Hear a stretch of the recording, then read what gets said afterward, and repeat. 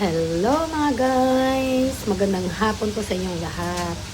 Ito po, magluluto muna tayo ng fried chicken a la Jollibee.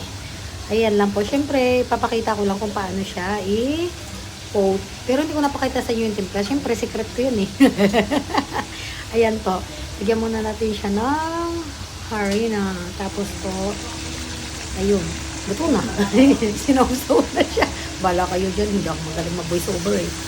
Pero ano po talaga yun, isawsaw muna natin siya sa tubig. Yung tubig po, meron po siyang konting butter. Pero pwede rin po egg kung gusto nyo. Kaso, wala kaming egg eh. Nakalimutan bumili. Kaya, ayun, water na lang with powder. Tapos po, ayun nga, tingnan nyo po yung result. Napaka-crispy po niyan. Tsaka, napakalasa po. Lasang Jollibee. Yummy, yummy. Busog kami. Ayun po. Ano nga po yan eh. Habang nagluluto, nilalamon ko na rin. Sarap po kasi eh. Thank you for watching guys. Like and share. Alam nyo na, basta masarap po yan. Try nyo. Ano po? Ayan po, tingnan nyo po. Yan, ganyan lang. Lamas-lamas lang. Tapos ayan, prito. Basta lamas-lamas-lamas. Ulit-ulit ang lamas. Diba? Sarap yan.